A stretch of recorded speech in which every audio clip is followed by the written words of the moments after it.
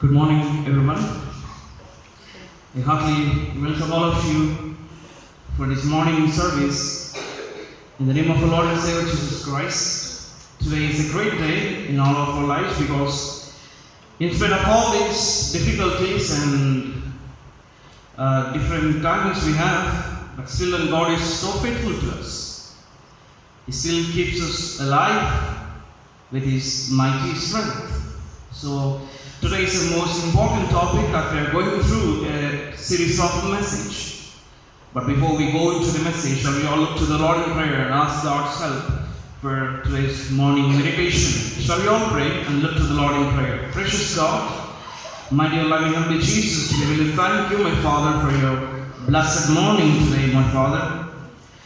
O loving Father, we ask you to reveal yourself in this hour of meditation. Oh my dear Jesus, as we're going through these troubled times, as we're going through these difficult times, my Father, we ask you to strengthen us through your word.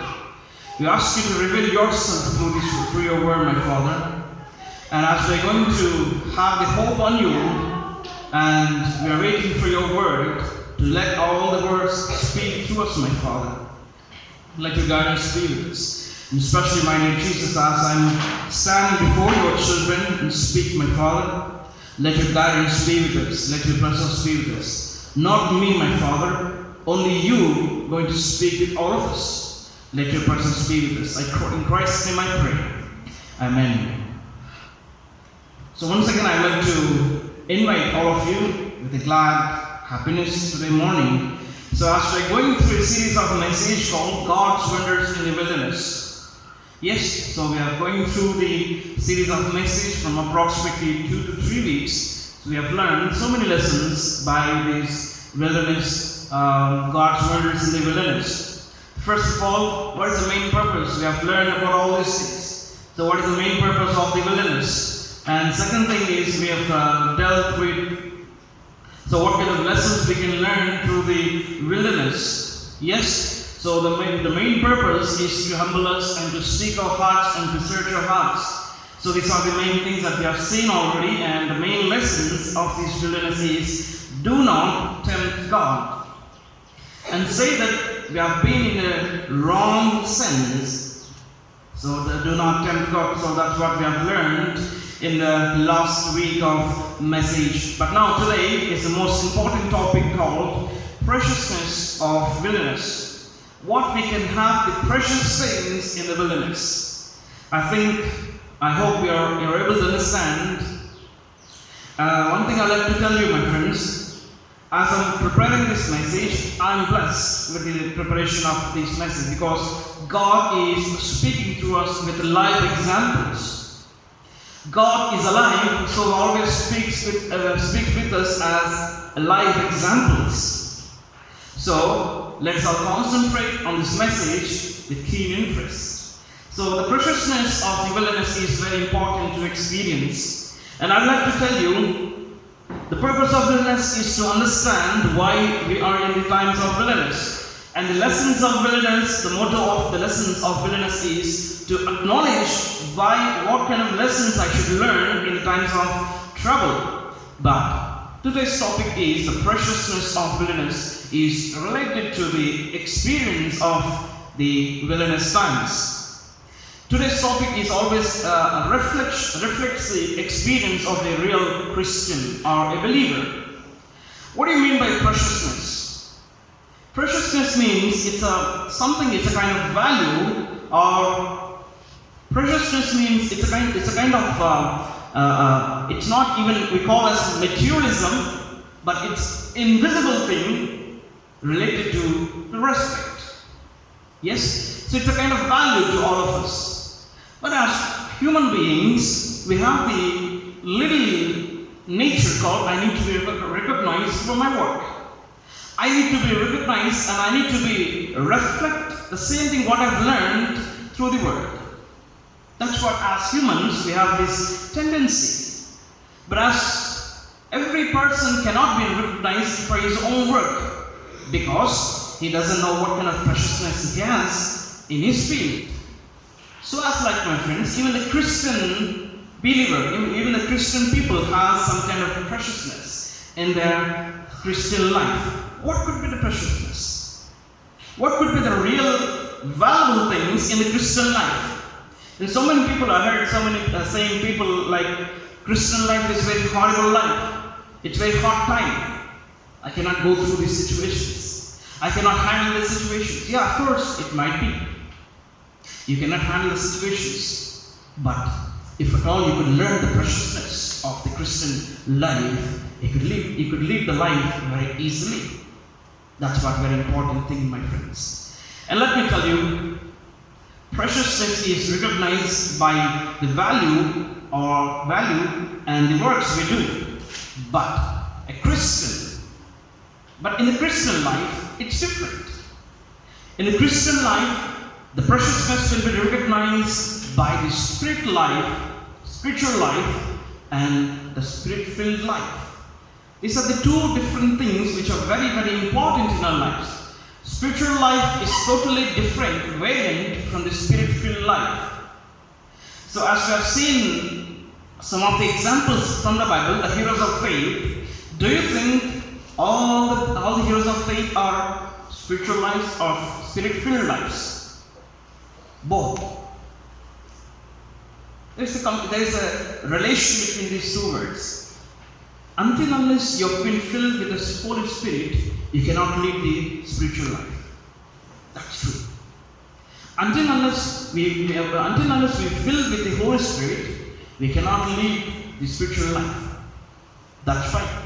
A preciousness of a Christian life, of a believer, can be recognized by the spirit-filled life. Always we have to be filled with the Spirit. That's what, even in the epistles, Apostle Paul is clearly stating the statement like, filled with the Holy Spirit, not with wine or drink. You have to fill with the Holy Spirit. That's what Apostle Paul is reminding us again. But now let's say, my friends, even at the times of wilderness, what kind of preciousness we have in these times of wilderness? We might be saying we are materialistic, I've lost many things.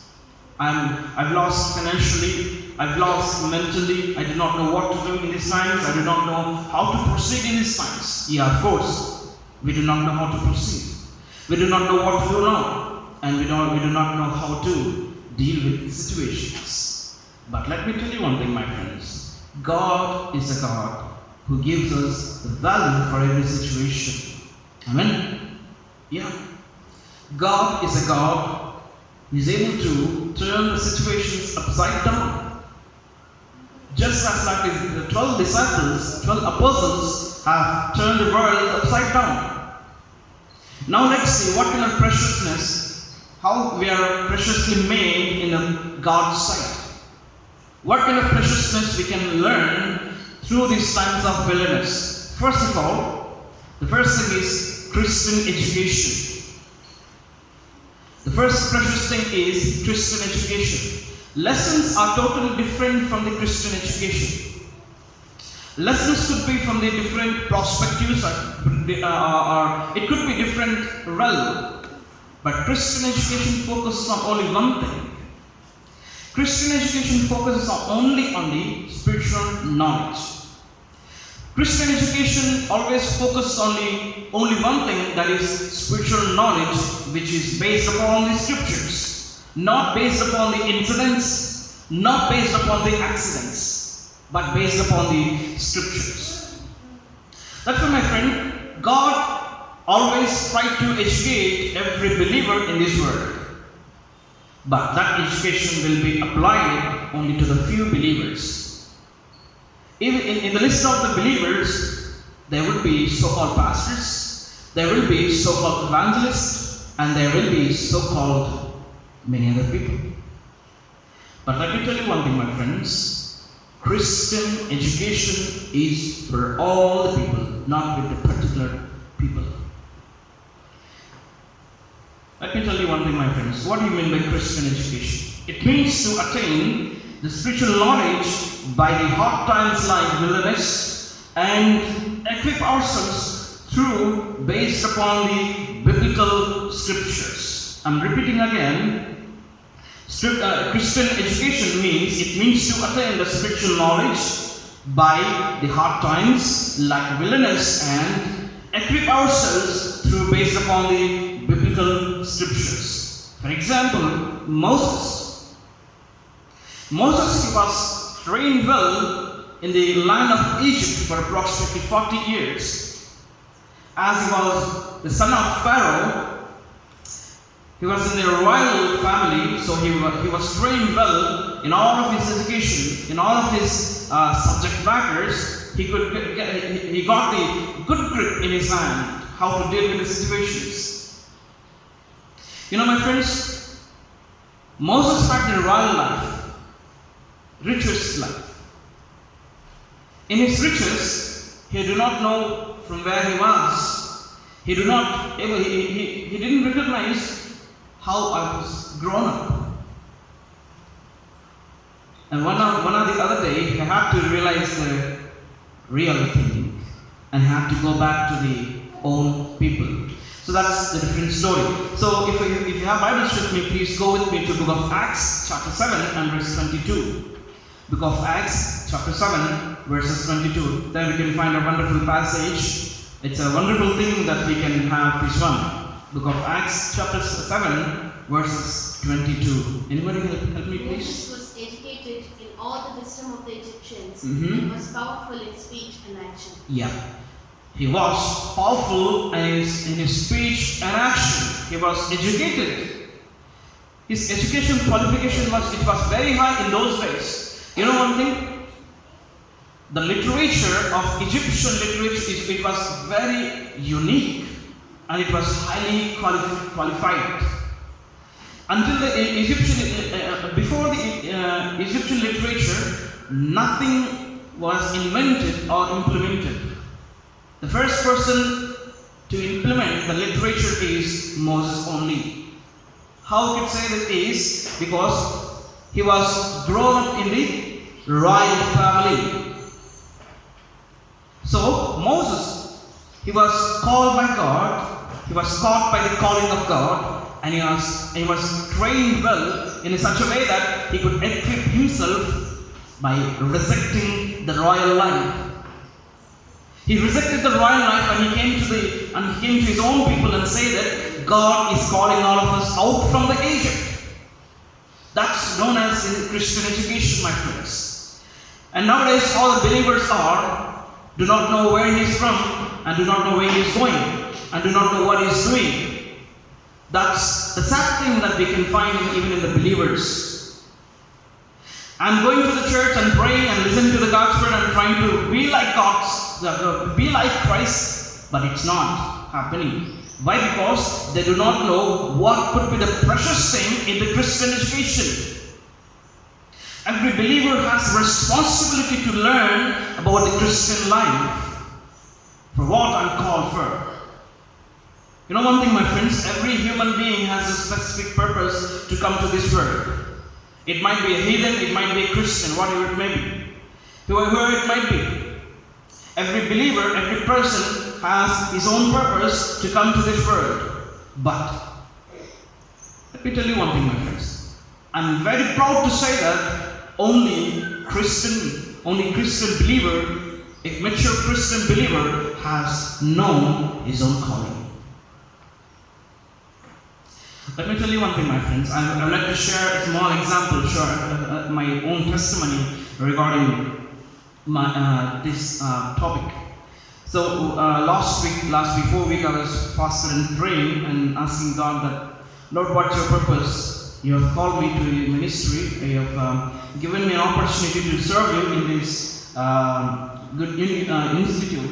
So what's your purpose behind all these things? So I was asking like this. And God said, through the book of Romans, chapter 1 and 2, these two chapters encouraged me a lot. And said, I've called you for a specific purpose. Do not get confused by saying with the majority of people. Do not get confused by your own understanding. Do not get confused by any other things. But I'm going to show you how to lead your Christian life, how you're going to serve. That's what God called me and said. God spoke to me directly. See, my friends, every Christian has a specific purpose, a particular calling. God just called me and I came here. No, it's not the right way. You have to know what you're working, where you're working. Are you working as a project manager? You're not going to be as such like this. God called you for a specific purpose. Maybe you're working as a lab technician. Maybe you're working as any other designations. Maybe medical superintendent or HR, whatever it may be. But still, my friends, let me tell you one thing. God called you for a specific purpose. He who called you is very faithful. He called you and He will be faithful to you. But let me ask you something. Have you been educated by the God's Word? Throughout all of your Christian life, how have you been educated? How's your Christian, how's your spiritual life? See, my friends, Christian education will enable us to do two things. Number one, Christian education will enable us to understand the spiritual values or standards. Christian education will enable us to understand the spiritual values. What is my spiritual standard? Where I'm standing right now. Let's go back to 1 Corinthians chapter 7 verses 23. 1 Corinthians chapter 7 verses 23. Anybody can help me please? Book of 1 Corinthians chapter 7 verses 23. You are bought at a price. Mm-hmm. Do not become slaves of human beings. Yeah. You have been bought with a special price. Do not become slaves to the human being. Do not become slaves to the uneducated persons. Do not be slaves to a illiterate people. I'm not saying they might be illiterate and they might be a well-educated persons, but without having a spiritual mind, with having a carnal mind, it's of no use, my friends. Let's be having a little standards in our Christian life. Where I'm standing right now. I need to know where I'm standing. I need to know how to go forward in my spiritual standards. This can be understandable only by attaining the knowledge of spiritual knowledge, not the worldly knowledge. Let me tell you one thing, my friends. In the book of 1 Corinthians, the same chapter, same book, maybe chapter 2, verses 14, there we can find a wonderful thing is, a natural man cannot understand the God's Word because he is filled with a carnal mind. Every person was born with a natural mindset. But God will lead each one of the person, each one of the believer, to the natural, to the supernatural, which is known as the spiritual life. God is a God who will lead us in such a manner that we will be educated ourselves. You know one thing, my friends, let me tell you one thing. God tried many other times to educate the people of Israelites in the time of wilderness. If you go back to the book of Numbers, approximately we can find 10 to 12 times God tried to educate them, but still then people could not be obeyed to the God's Word. They've been complaining, they've been blaming God. They tried to disobey God's Word and show their arrogance to the God's Word. Let me tell you one thing, my friends. If we were being educated by God's Word, we would just trust upon Him without complaining anything. If you have the trust in God, if you've been educated in such a way that God educated us, we would have no complaints against God's Word. And more than, we'll be understanding God's will more than any other person. Let me tell you one thing, my friends. This is a very, very important thing. Understand this very carefully. You might be a special person in your family. You might be a special thing to your loved one. But If you want to be a special person in the sight of God, try to equip ourselves and try to encourage and try to strengthen us by the contrary. You have this value. You have a particular value. You are not created. You are not made with a rejected part. You are bought with a special price. You have been bought with a special price, my friend. A vessel unto honor. A vessel unto honor. So let's all keep up the standards. And second thing, what the Christian education is trying to teach us. The first thing we have seen as spiritual values or spiritual standards. And second thing is valuable relationship or fellowship. Valuable relationship or fellowship. I would like to give a small example to understand this from very better. So let's go back to book of Luke chapter 19. There we can find a wonderful passage about the story of Zacchaeus. He would not know the value of the Lord Jesus Christ, but he wanted to see Him. He wanted to see the Lord Jesus Christ, that's it. But when Jesus Christ said, "Come down, I want to be with you, I want to come to your home." When Jesus Christ said that word, he tried to realize the value of a relationship. And second example I'd like to give you as a prodigal son. He was disobeyed to his father's word. He collected all of his property and he went far country and he spent all of his money lavishly. He could not able to save at least a single rupee. And he was made a person who is homeless and as an orphan. Who will take care of this person now? Nobody. And he realized the valuable relationship with his father. He realized his valuable fellowship with his father, with his family. Let me tell you one thing, my friends. Christian education will let you understand what is my fellowship today. Christian education will let you understand what kind of relationship I need to have. In today's Christian life, many believers do not understand what kind of fellowship I'm having. Many believers, they go to the temples and come back. Many believers, they go to the church and come back to their own activities. They want to follow all these superstitious things. They want to follow all these unnatural things. Let me tell you one thing, my friends. Value is such a thing that you cannot value by any other things. That value has been given to you by Christ alone. That value has been attained to you by Christ alone, by the grace of Him. We could not able to attain the value by our own understanding, by our own might, because we have been betrayed.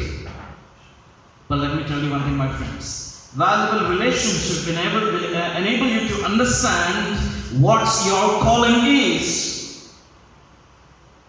A valuable fellowship will able to understand, will able to make you to realize that what I'm called for. Let me tell you one thing, my friends. In the valuable relationship or in the God's will, you do not have boundaries. I think you are able to understand what I'm saying today. In the valuable relationship or in the God's will, you would not have any boundaries. You would not have any boundaries. You will be always gradually increasing or equipping yourself in the sight of God. Just as like David. He was a shepherd. If he thought that this is enough for me, this life is enough for me, if he thought as such, is there any possibility that he could become a king of Israelites? No, not at all. He was praising God for giving this valuable situation, valuable time. He was keep praising God. That valuable relationship, that valuable fellowship with God made him to become a king for the Israelites. If God's will, I'm going to speak about more things like David. If we keep going on like this, there are many people who have valuable relationship with God. But let me ask you a simple question, my friends. What is our fellowship today? How is our fellowship today? How is our vertical fellowship and how is our horizontal fellowship? Vertical fellowship means with God, and horizontal fellowship means with all the co-believers, with all the fellow believers. How is our relationship? How is our valuable fellowship? This is what very important thing, my friends. A valuable relationship will enable you to understand what you are called for. A good environment or fellowship will be able to understand what you are calling for. God called you with a specific purpose, but do you understand what I'm really called for? Of course, let me just take me an example. I'm working as a pastor here in this institution. I'm working as a pastor for this institution, but if I've been limited for, this is enough for me, so this is, no. God said, you've been called as a pastor for this institution, but you need to equip yourself. You're more than a pastor. You're more than a pastor, my friend. God called you. And that calling is a very specific calling, which reminds always my purpose. I think you're able to understand what I'm saying.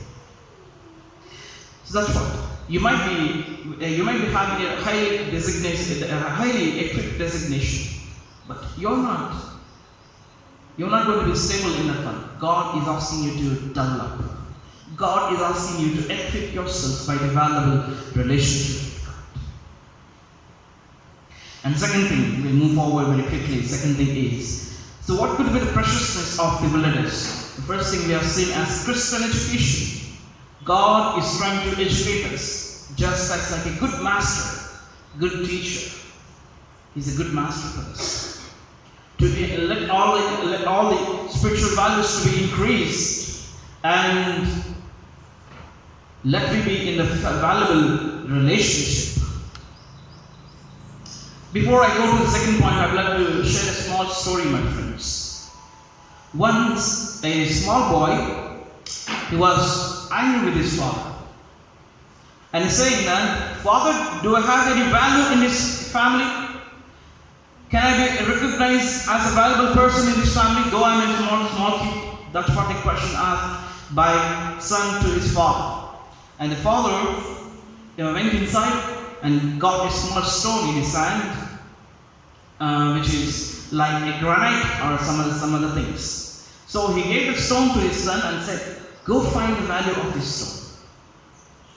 So first of all, he went to a merchant selling bananas or some selling vegetables on the roadside. He went to the person, a merchant seller, and he said, what could be the value of this stone? And the merchant, he thought for a while and said, I don't know how much it costs, but I will give you 2 bananas for this stone. And he said, no. He went to the second person. He went to the museum president, and he showed the stone to the museum person. What could be the value of this stone? And the museum person said, son, this is of no use. It could be the old stone, which is of no use. So he went off from that place. And the third person, he's an archaeologist. So the third person, archaeologist, he went to the archaeologist and showed the stone to him. Son, this is a very valuable stone. If you could give me, I'm going to give you 10 crores of rupees for this stone. I'm going to give you 10 crores of rupees for this stone. Will you believe this one? It was real. It was happened in the United States of America. You see, my friends, in the right time, in the right manner, you will be valued in the right relationship. If we are in the wrong place, we'll be considered as useless, just as like the merchant and just as like the museum person. But try to find out their valuable relationship. Try to find out their valuable fellowship with God. Where I have to be my Father, please let me know. This is a Christian education, my friends. And second, quickly move on. Christ likeness. Christ likeness. The second thing is Christ likeness. What could be the preciousness of wilderness that we could attain by the troubled times? The second thing is Christ likeness. Book of Acts chapter 14 verses 7 through 11. There we can find a wonderful passage like, anybody can help me? Book of Acts chapter 14 verses 7 through 11. When he noticed how the guests picked the places of honor at the table, he told them this parable. When someone invites you to a wedding feast, do not take the place of honor, for a person more distinguished than you may have been invited. If so, the host who invited both of you will come and say to you, give this person your seat. Then humiliated, you will have to take the least important place. But when you are invited, take the lowest place, so that when your host comes, he will say to you, friend, move up to a better place. Then you will be honored in the presence of all the other guests. But all those who exalt themselves will be humbled, and those who humble themselves will be exalted. Okay, so book of Acts chapter 14 verses 7 through 11. Is it book of Acts? That's you.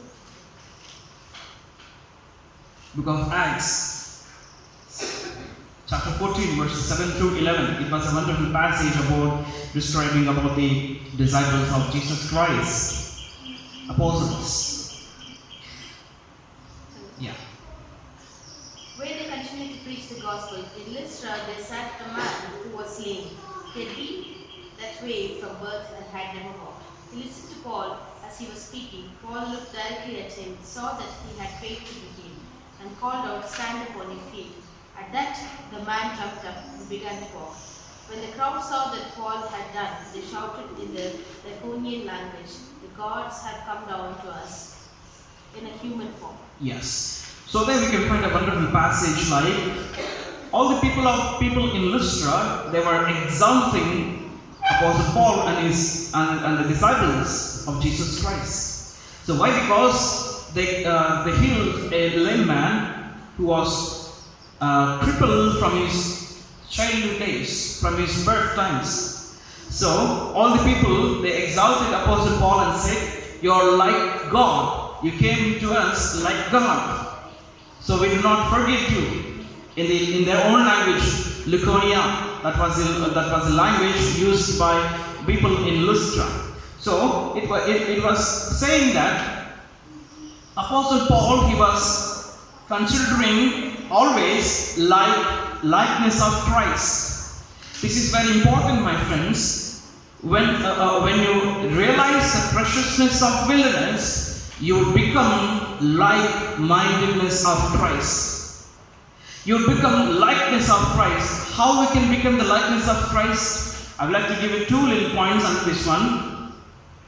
By carrying the marks of Christ. Book of Galatians chapter 6 verse 17. Book of Galatians chapter 6 verse 17. There we can find a wonderful thing as Apostle Paul is saying to the people of Galatians and saying, I'm carrying the marks of Christ on me.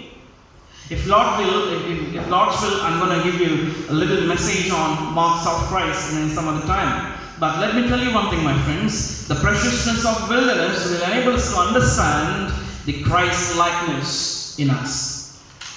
Sometimes we'll be saying as oneness of Christ. Yeah, of course.